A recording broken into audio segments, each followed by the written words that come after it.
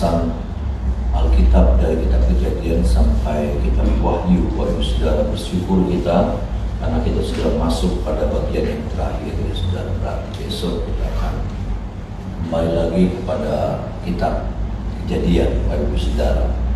Dan saya berdoa dan kita berdoa ada banyak hal-hal baru yang Tuhan mengungkapkan buat kita. Amin Saudara.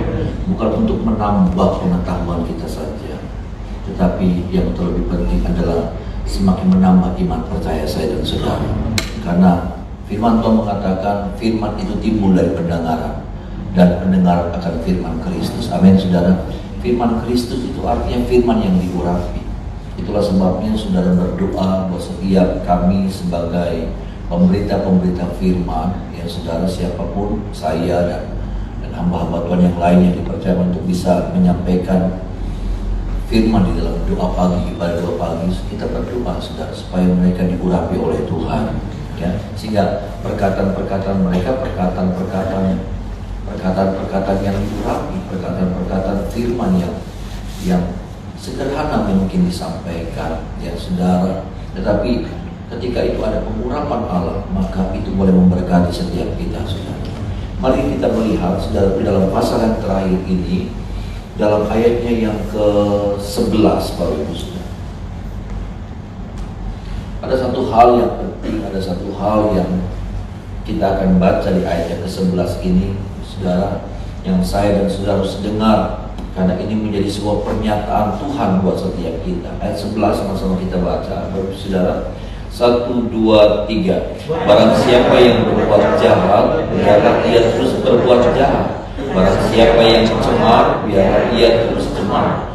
Barang siapa yang benar, biarlah ia terus berbuat kebenaran. Barang siapa yang lurus, biarlah ia terus meluruskan diri.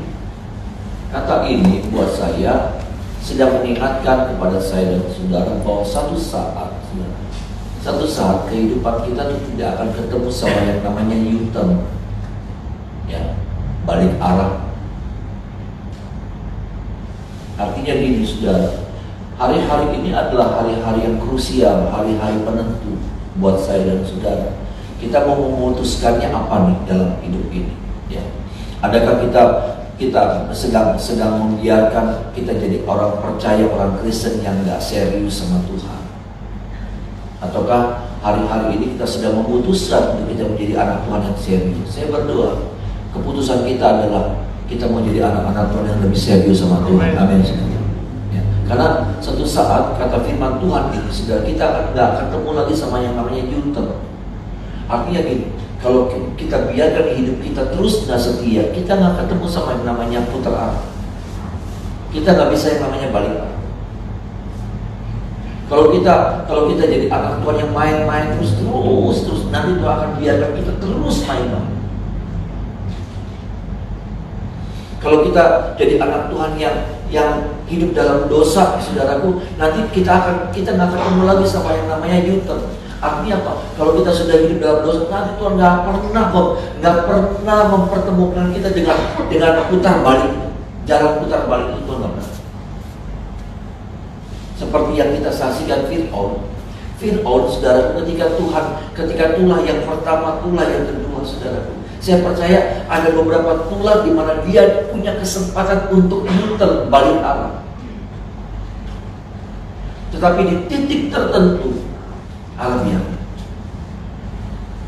Di titik tertentu, saudara, ketika Allah melihat ini orang ini keras, orang yang mempermainkan anugerahku. Kenapa? Karena memang anugerah Tuhan, saudara. Ketika Fir'aun bilang, ya sudah, saya mau taat, tulah berhenti. Amin, saudara. Ya, tulah berhenti. Tapi dia uji terus hati Tuhan, uji kesabaran Tuhan. Sampai akhirnya saya melihat dia nggak ketemu sama yang namanya putaran balik itu, saudara. Dia nggak ketemu lagi. Putar arah itu dia sudah nggak ketemu lagi. Sama, sebetulnya ini untuk semua orang. Makanya firman Tuhan bilang sama saya dan saudara, barang siapa yang berbuat jahat, biarlah dia terus berbuat. Barang siapa yang cemar, biarlah dia terus. Udah terusin aja. Ngeri ya.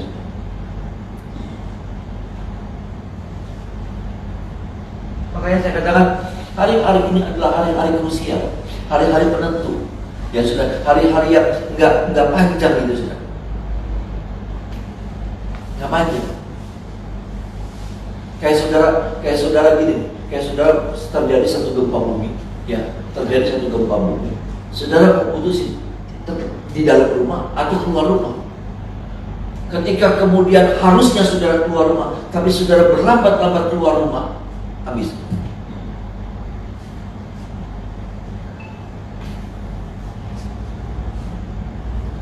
Ini bukan waktu untuk bermain-main. Ini bukan waktunya untuk kita nggak serius. Ini bukan waktunya lagi kita melayani Tuhan dengan hati yang main-main. Bukan lagi waktunya kita melayani Tuhan dengan apa ya? Buat pamer-pameran.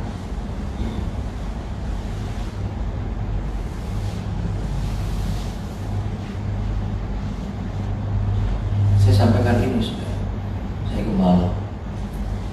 Dan saya belajar mendisiplinkan diri saya. Saya punya pilihan banyak. Saya mau bermain-main, saya mau berpura-pura, saya mau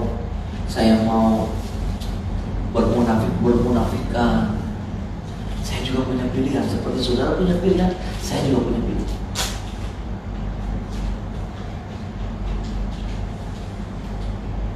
Apa yang saudara ketemukan, saya juga ketemukan. Apa yang saudara hadapi, saya juga hadapi.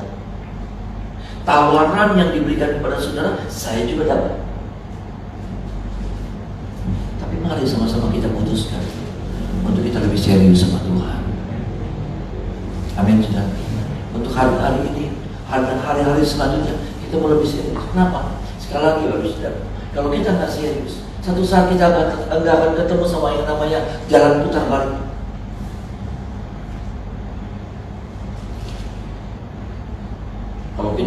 Kalau kita di tol, saudara, ya kalau sudah salah jalan, saudara akan terus di bawah, udah susah putar baliknya, susah nggak bisa.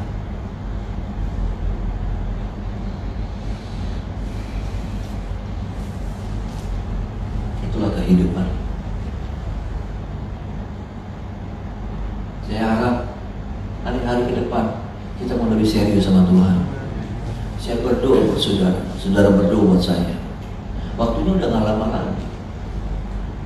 Ya, kita nggak tahu apa yang akan terjadi lagi di hari-hari ini. Itu keputusan saya, itu keputusan saudara. Jangan salahkan orang lain kalau saudara jadi lemah. Nggak bisa. Jangan salahkan orang lain kalau saudara jadi mundur. Saudara orang bilang begini, gara-gara uang pun kita mundur. Nggak bisa. Keputusanmu yang membuat engkau mundur. Keputusanmu yang membuat engkau tidak melayani Tuhan lagi. Keputusanmu dan keputusanmu.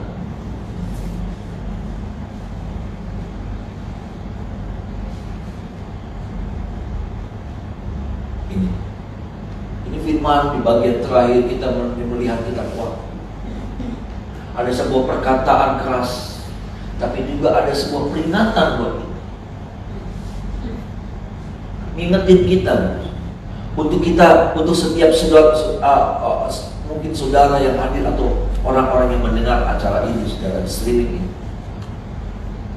yang masih bermain-main, yang masih belak-belit. Karena saya melihat terlalu masih banyak pelayan-pelayan yang belak-belit, bahkan pendeta-pendeta belak-belit, yang petakung.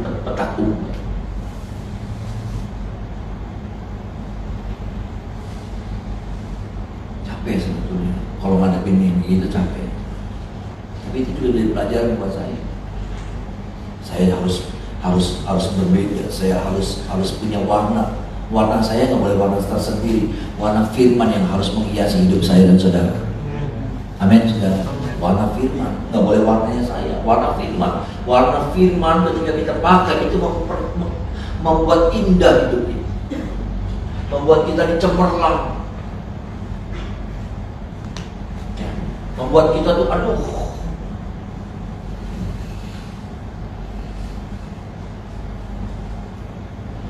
ada banyak orang mewarnai dengan warnanya sendiri. Warna apa? Warna ya culas-culasan, curang-curangan. surga, saudara. Saya kan tadi bilang, apa yang saudara rasakan, saya rasakan juga. Apa yang saudara hadapi, saya hadapi juga. Bukan ketika saya ada di posisi seperti ini, saya sudah gak pernah ngerti tentang apa yang saudara hadapi. Oh, Yesus saja tahu. Tapi keputusan kita yang kemudian membuat, adakah kita tetap hidup di dalam firman, ataukah hidup kita dicemari oleh kehidupan dunia ini, dosa, oleh dengan cara berpikirnya dunia, mencemari perasaan kita, mencemari pikiran kita, sampai mencemari perbuatan kita, perkataan kita, semua dicemari. Yang namanya tercemar itu, saudara, dari yang satu titik cuma satu bagian, dia akan terus merambat kemana-mana.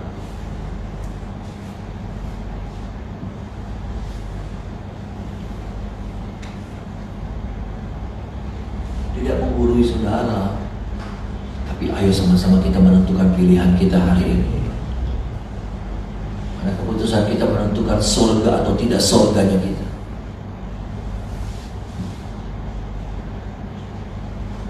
Saya sih rindu kita masuk surga, saudara. Amin. Suatu saat kita ketemu lagi.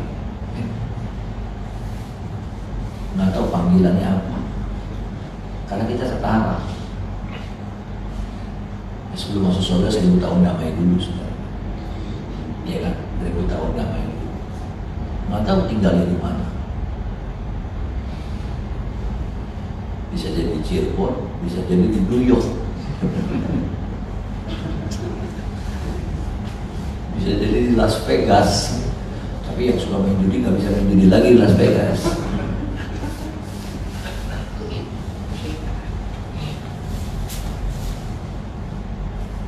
Ini saudara. Makanya untuk bisa menghadapi, untuk bisa masuk dalam kehidupan yang seperti itu, menentukan sebuah pilihan yang benar. Ya, menentukan pilihan yang benar artinya begini, seperti firman Tuhan bilang begini, ya.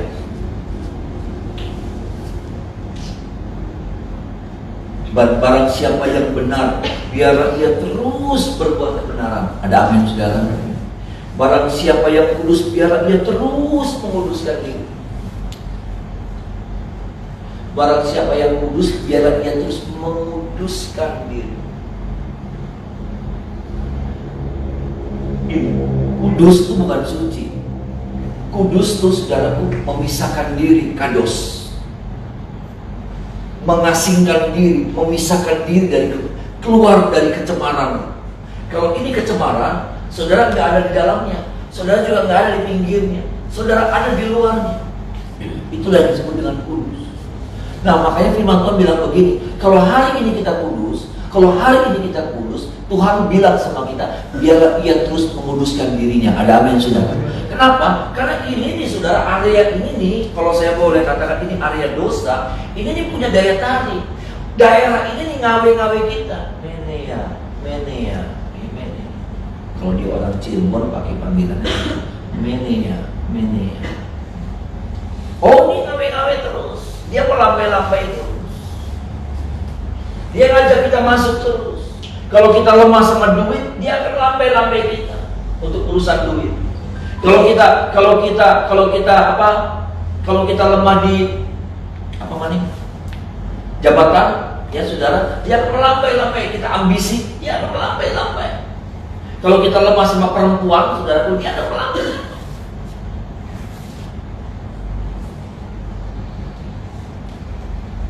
Dia nggak pernah berhenti.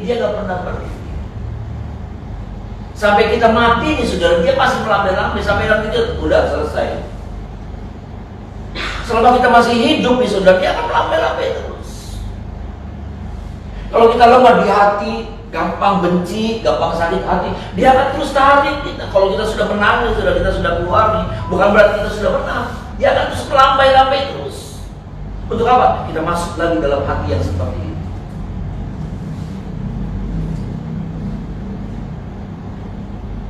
Kalau kita orang yang emosional, maka dia akan melambai-lambai terus. Supaya apa? Kita masuk lagi dalam kehidupan yang seperti itu. Itulah, saudara. Makanya firman Tuhan bilang sama kita, biarlah ia terus menguduskan dirinya. Ada amin?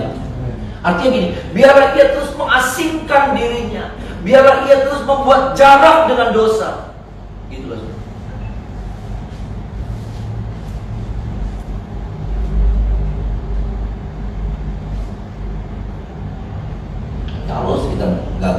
Kalau kita gagal, ya, karena kemungkinan itu ada, kita gagal dalam perkataan, dalam banyak hal yang saya katakan tadi, kita gagal lagi dalam kehidupan kita. Coba saudara lihat pada ayat yang selanjutnya, ayat 14. Tuhan tuh nggak pernah berhenti kasih solusi sama kita. Ada amin saudara. Dan itulah yang namanya anugerah. Itulah yang disebut dengan anugerah. Tuhan tuh selalu nakal-nakalin kita. Nakal-nakalin kita untuk kita bisa selamat gitu. Nanti ya saudara. Anugerahnya tuh terus mencari banyak cara untuk supaya tetap ada jalan keluar untuk kita masuk ke dalam kemuliaan kekal itu. Itu anugerah. Ayo sama-sama kita baca ya Pak. Sama-sama sudah 1, 2, 3. Berbahagialah mereka yang membasuh jubahnya. Mereka akan memperoleh hak atas pohon-pohon kehidupan dan masuk melalui pintu-pintu gerbang. Ini caranya. Kalau sampai satu hari kita gagal, sebagai istri kita gagal, sebagai suami kita gagal, sebagai anak kita gagal, sebagai anak Tuhan, sebagai pelayan Tuhan, sebagai hamba Tuhan kita gagal, sebagai orang percaya kita gagal di hadapan Tuhan. Mungkin orang nggak tahu kegagalan kita, tapi ini yang penting. Masalahnya Tuhan tahu dan melihat kegagalan kita. Ada amin saudara. Kita bisa menutupi kegagalan hidup kita. Tapi Tuhan tahu. Orang nggak tahu. Orang nggak tahu kegagalan saya. Itu yang jadi masalahnya. Kenapa? Karena saya pasti akan berusaha untuk menutupi kegagalan saya. Saudara gagal, sudah menutupi kegagalan. Makanya Tuhan bilang sama kita, kalau kita gagal, ini yang kita harus lakukan. Berbahagialah mereka yang membasuh jubah.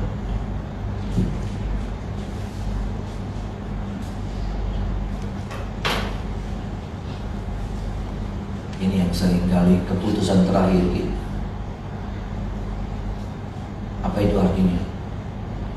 Berbahagialah mereka yang membasuh jubah. Ini nih saudara maksudnya. Saudara tuh harus sering ngaca, bercermin, melihat apa? Melihat diri kita sendiri, introspeksi, bercermin sama firman. Jadi itu saudara ya, saya dan saudara tuh kalau dengar firman, saya juga, makanya saya katakan firman ini bukan buat saudara, buat kita, karena memang harus begitu. Karena firman itu juga berbicara kepada saya. Ada amin saudara. Saya itu bukan lagi ngeburuin saudara, firman yang lagi ngeburuin kita. Ada amin saudara. Firman yang lagi ngedidik kita. Saya hanya jadi suara mulutnya aja, salah. Makanya itu saudara, waktu kita dengar firman kita nggak boleh begini. Firman yang bagus yang untuk tangannya kita tak kaya gitu juga ya. Atau begini, mesti ulangan kita tak kaya mesti jadi sikat dari firman ya. Remes-remes dari firman. Sayang yang kita kaya, engkau ajak manis sedikit ya. Kak, firman itu buat saya. Katakan sama-sama, firman itu buat saya. Firman itu buat saya. Amin. Makanya apa? Dia harus belajar ngerti siapa diri. Kenapa? Karena kalau dia nggak pernah berkaca, bercermin, introspeksi, dia nggak pernah tahu bahwa jubahnya ini kotor. Kalau saya nggak pernah bercermin, saya nggak pernah tahu. Yang saya lihat, ya saudara, bajunya, kaosnya Pak Budi yang kotor. Ternyata kotornya saya lebih banyak daripada kaos. Kalau saya lihat Hermawan Pak Rudi, ya saya lihat kotor, kotor.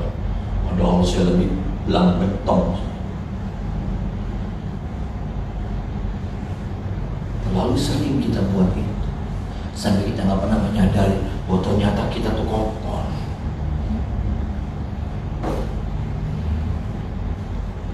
Makanya firman Tuhan bilang begini, ya sama-sama kita baca lagi bagian ini saudara. Ya, ini bagus buat kita. Ya, bagian awalnya saja. Ya. Ayat 14 bagian 1, 2, 3. Berbahagialah mereka yang membasuh. Amin saudara. Berbahagia. Artinya gini, kalau kita suka bercermin sama firman, itulah sebabnya fungsinya firman itu untuk mengingatkan kesalahan kita. Itu kata firman Tuhan, menegur kita, memperingati kita. Dan kalau kita diingatin sama firman Tuhan, jangan marah. Kita terima itu. Kenapa? Bilang, ini Tuhan saya orangnya. Ampun. Waktu kita bilang seperti itu kita lagi seperti mencuci jubah kita itu dengan darah anak domba. Ada amin saudara. Ya, dosa itu cuma bisa dicuci sama darah Yesus. Waktu kita bilang seperti itu, saya juga banyak salah. Kita lagi dicuci, jubah kita, hidup kita lagi dicuci. Makanya apa? Disebut apa? Berbahagia. Artinya apa? Orang itu ada salah juga. Orang itu kena noda juga. Orang itu kotor juga. Walaupun dia sudah jaga, tapi ternyata tanpa sadar atau sengaja, tidak sengaja, kemudian jadi kotor. Tapi masalahnya, adakah kita mau menyadari kekurangan kita? Karena banyak kali ada banyak orang tidak berani mengakui kekurangan. Ada banyak orang yang tidak mau mengakui kekurangan. Kalau bilang ceritain kekurangannya orang hebat.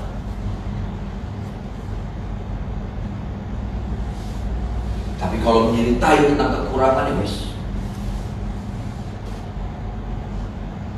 maka firman Tuhan mengatakan, berbahagialah, Matius pasal 5, berbahagialah orang yang miskin di hadapan Allah. Artinya apa?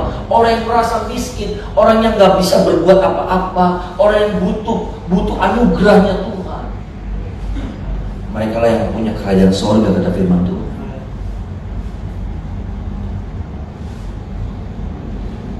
Ada solusi. Kita sudah jaga jarak nih saudara, ya. Kita sudah jaga jarak, ya. Kita sudah, ya, biar tetap dia menguduskan dirinya. Yang kudus tetaplah jaga kekudusan. Dia itu sudah jaga. Tapi ada baik, ada baik. Maaf nih saudara, ada baik. Perasaan yang tergores lah, pikiran yang rada mulai kotor, macam-macam kata-kata sampai pada perbuatan. Kalau kita menyadari Tuhan tegur kita lewat firman, ada kesempatan lagi buat kita. Jubah kita dicuci oleh darah anak domba Allah. Tapi masalahnya kita harus sadar. Kenapa? Karena gini loh saudara, kita yang nyokot baju kan kita. Ya. Kalau kita bilang dipapat, tapi kita yang kotor. Pemulihan itu nggak pernah terjadi. Maaf nih saudara, kadang-kala urusan istri sama suami itu masalah yang paling berat. Kita suami merasa benar, istri juga merasa benar, terus. Akhirnya nggak pernah ada pemulihan. Dan kita nggak pernah dibasuh dengan darah anak domba.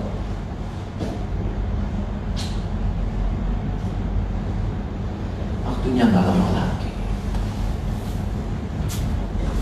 Kita udah nggak bisa bermain-main dengan hidup yang seperti ini.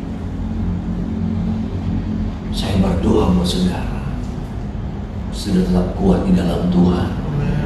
Hari-hari ke depan bukan semakin redup semangat saudara, tetapi semakin menyala-nyala api itu dalam hidup saya dan saudara. Ada amin saudara. Ya. Dan juga sudah berdoa juga buat saya, biar Tuhan kuatkan saya. Nggak gampang jadi gembala itu sudah, nggak gampang. Jadi papa susah, terus sudah jadi papa, nggak gampang. Saya mesti jadi gembala, saya mesti jadi ketua sinode. Dah periode ini baik, ya, udah macam-macam, istensi manek terus.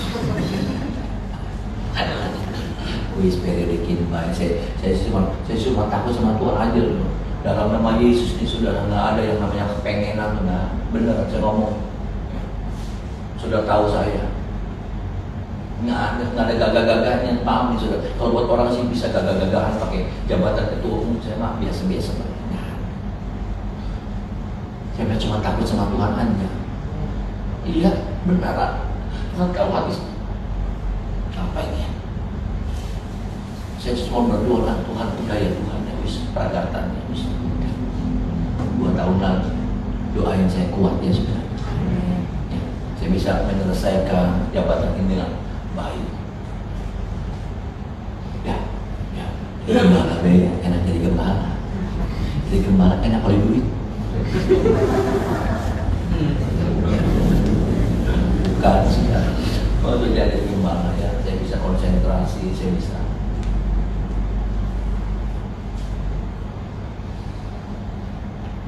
Tolong kita ya saudara, menguatkan kita sama-sama ya, nggak saling menyalahkan, nggak saling tuduh, nggak saling.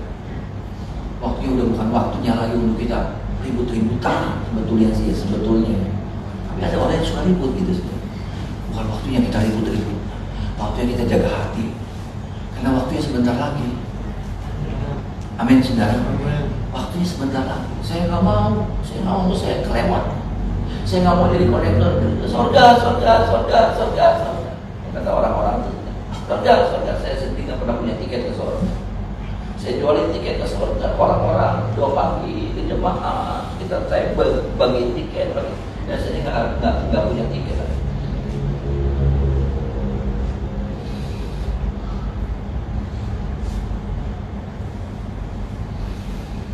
Memang nggak gampang. Untuk tetap setia itu nggak gampang. Akan ada banyak hal yang saudara harus hadapi, dan saudara tetap kuat berdiri. Nggak gampang.